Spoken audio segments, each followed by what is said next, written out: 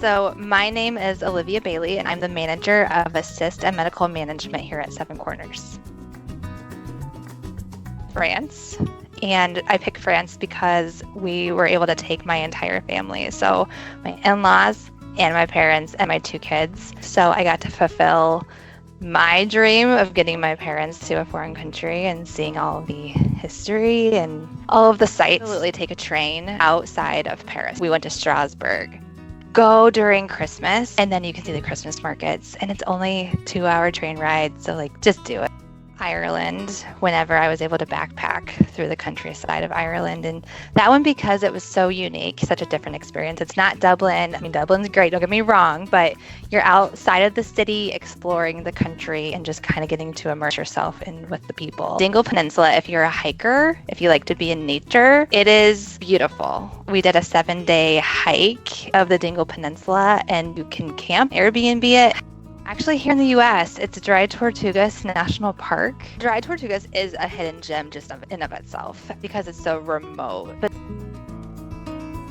have an open mind. I mean, you can plan all day long and still things are going to have to change. You're going to have hiccups and you just got to learn to go with the flow and ride the wave out. And if you go in with an open mind and willingness to pivot, you're going to have a better trip. Your local state parks. There's many really cool places domestically that people don't take advantage of. There's so many beautiful parks that are not visited nearly as much as they should be. When I first heard that question, my mind went to Dry Tortugas. And it's because as much as I love traveling internationally, I love it. Dry Tortugas offers such a unique experience, and it feels like you're not in the U.S. You feel like you're in the middle of the ocean. Know the culture you're getting yourself into. One thing that I like to do when we go someplace where they don't speak English as their primary language is at least understand some basic phrases. Try to be respectful and try to show them hey, I'm trying. They'll eventually, they'll help you typically. If you're not going to have a phone plan, know where you're going and how you're going to get there. Download the apps, Google Maps has the downloadable maps and directions. Do that ahead of time. If you're not going to do it, be prepared. One goes along with the phone plan. We were so lost with 2 grandparents and a baby in tow. We could not find our hotel. We had no data. You think that the train that you're catching is going to be right at the beginning of the train station gate, because in Europe there are so many trains and so many platforms, and they can be a long walk away. I think AI is going to play a big role in how the travel industry moves forward. I know several people who have had ChatGPT or Copilot, any of those, create a full European travel itinerary. So you're going to see that more often.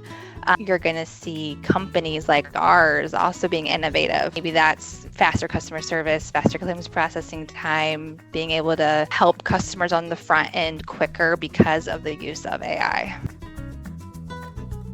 Most meaningful to me, we have a poppy we pressed that we found in Rome at the Rome Forum, and now it's framed in my living room in clear glass. I really like places where I want to wander around.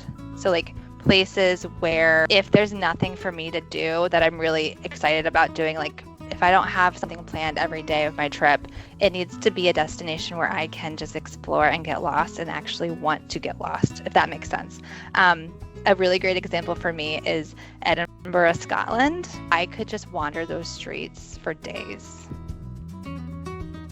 Kids, I do try to plan out our trips a little bit more. I tried to leave room for error or tantrums. Playground visit. When you have kids, you have to think about this trip is not just for you. It's not just a vacation for you. It's also a vacation for your kids. So if you can factor in some of those fun kid activities in the middle of a museum visit or a city tour or whatever it is that you want to do and see, that'll go a long way for your kids throughout the day.